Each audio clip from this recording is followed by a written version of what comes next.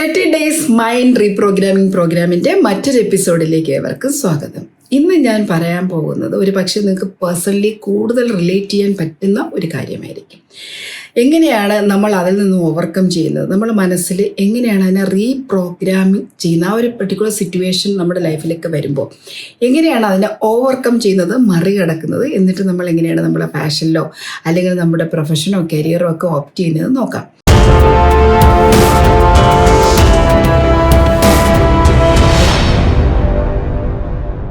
സാധാരണഗതിയിൽ നമ്മളിപ്പോൾ ഒരു ടാസ്ക് ചെയ്യുമ്പോൾ, പ്രത്യേകിച്ച് സ്ത്രീകളുടെ ഇടയിലാണ് എനിക്കത് കൂടുതൽ ആയിട്ട് സംഭവിക്കാനുള്ള സാധ്യത കൂടുതൽ. ഒരു ടാസ്ക് അല്ലെങ്കിൽ ഒരു ഇഷ്ടപ്പെട്ട ഒരു കരിയർ ഓപ്റ്റ് ചെയ്യുമ്പോൾ അല്ലെങ്കിൽ ഒരു ബിസിനസ് തുടങ്ങണമെന്ന് പറയുമ്പോൾ പ്രിയപ്പെട്ടവരായിട്ടുള്ള നമ്മുടെ ഫാമിലി മെമ്പേഴ്സ്, നമ്മുടെ പാരൻസ് ആകാം, സിബ്ലിങ്സ് ആകാം, നമ്മളുടെ ഫാമിലി മെമ്പേഴ്സ്, ക്ലോസ് റിലേറ്റീവ്സ് ആകാം, അല്ലെങ്കിൽ നമ്മുടെ സ്പൗസ് ആകാം, ഇവരൊക്കെ പറയുന്നൊരു കാര്യമുണ്ട്: നീ അത് ചെയ്താൽ ശരിയാവോ, നിന്നെക്കൊണ്ടത് ചെയ്യാൻ പറ്റുമോ, വെറുതെ പൈസ കൊണ്ട് കളയാൻ അങ്ങനെ ഒരു കാര്യം ചെയ്യേണ്ടതുണ്ടോ, നിനക്കതിനുള്ള എക്സ്പീരിയൻസോ എഫർട്ടോ എഫിഷ്യൻസിയോ ഉണ്ടോ, അല്ലെങ്കിൽ എനിക്കറിയാൻ പറ്റുന്നില്ല, എനിക്ക് തോന്നുന്നില്ല നിനക്കത് സക്സസ് ആക്കി എടുക്കാൻ പറ്റുമെന്ന്. എസ്പെഷ്യലി ഒരു ബിസിനസ് തുടങ്ങാൻ നിങ്ങളൊരു പെൺകുട്ടി അല്ലെങ്കിൽ ഒരു സ്ത്രീ ആണെങ്കിൽ, ഈവൻ പുരുഷന്മാർക്ക് ഈ പ്രശ്നം ഉണ്ടാകും. കാരണം ചെറിയ പ്രായത്തിൽ ഒരു 15-16 വയസ്സൊക്കെ ആകുമ്പോൾ ഏതെങ്കിലും ഒരു ബിസിനസ് ഐഡിയ ആയിട്ട് പാരൻസിൻ്റെ അടുത്ത് ചെല്ലുകയാണെങ്കിൽ പാരൻസ് ഈ ചെറിയ പ്രായമാണ്, ഇപ്പോൾ പഠിക്കേണ്ട സമയമാണ്, പഠിച്ചാൽ മാത്രം മതി, ബിസിനസ് ചെയ്യേണ്ട എന്ന് പറയുന്ന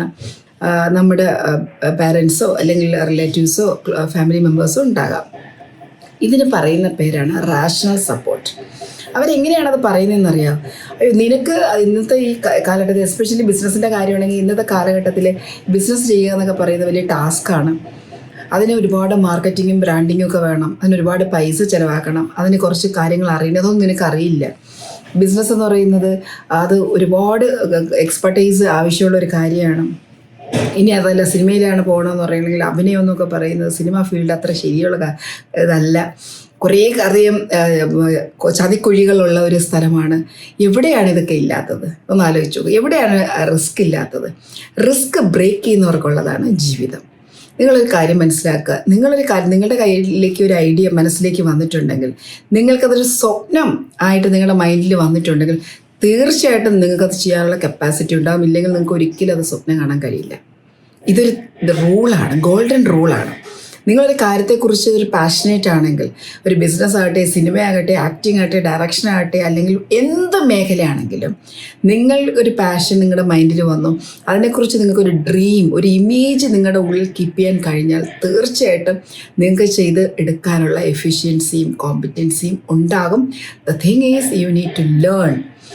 എക്സ്പെർട്ടൈസ്ഡ് എടുത്തുനിന്ന്, അല്ലെങ്കിൽ അതിൻ്റെ എഫിഷ്യൻ്റ് ആയിട്ടുള്ള അതിൻ്റെ സബ്ജക്റ്റ് എക്സ്പേർട്ടിൽ നിന്ന് അതിൻ്റെ ഐഡിയ എടുക്കണം, ഗൈഡ് ലൈൻ എടുക്കണം, മെൻറ്റർഷിപ്പ് എടുക്കാൻ പറ്റിയ ഇറ്റ് ഈസ് മച്ച് ബെറ്റർ. നിങ്ങൾ കൂടുതൽ എളുപ്പത്തിൽ നിങ്ങൾക്കതിന് ആ ഒരു സക്സസ്സിലേക്ക് എത്താൻ കഴിയും.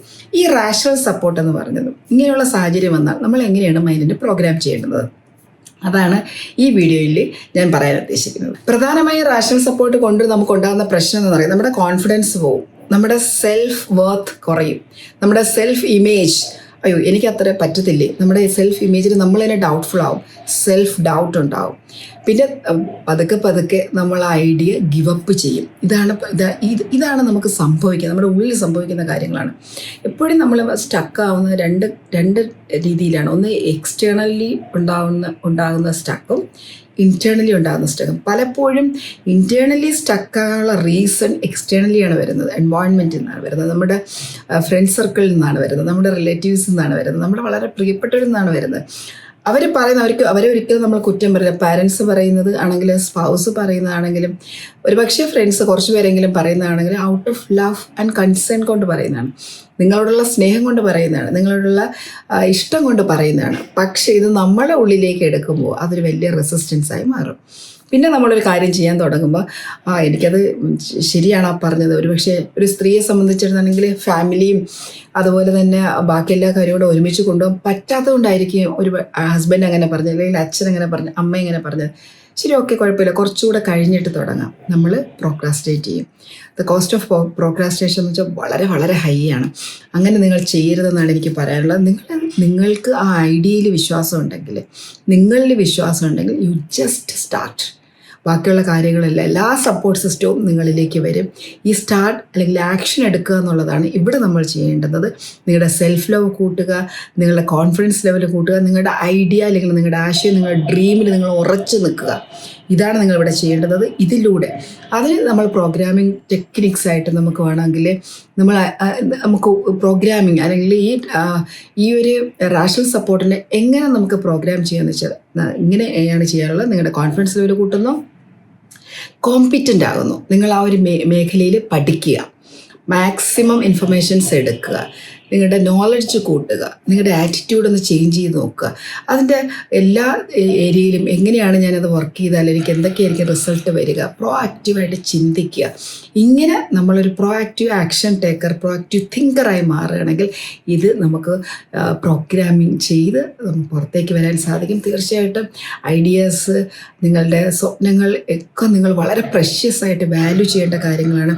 അതാണ് നിങ്ങളുടെ ജീവിതത്തിലേക്ക് സക്സസ്സിലേക്ക് എത്തുന്നത്. എല്ലാവർക്കും സക്സസ് ഉണ്ടാകണം എന്നാണ് എൻ്റെ ആഗ്രഹം. എല്ലാവർക്കും സക്സസ് ഉണ്ടാകട്ടെ. എല്ലാവർക്കും ഏറ്റവും നല്ല ജീവിതം തിരഞ്ഞെടുക്കാൻ കഴിയട്ടെ. അതിനുള്ള ക്ലാരിറ്റി നിങ്ങളുടെ മനസ്സിലുണ്ടാകട്ടെ എന്ന് ആശംസിച്ചുകൊണ്ട് ഈ വീഡിയോ ഇവിടെ സ്റ്റോപ്പ് ചെയ്യണം. നിങ്ങളുടെ കമൻസ് എൻ്റെ എനർജിയാണ്. തീർച്ചയായും കമൻസ് ചെയ്യുക. അടുത്ത വീഡിയോയിലൂടെ വീണ്ടും നമുക്ക് കാണാം. Thank you. ബൈ.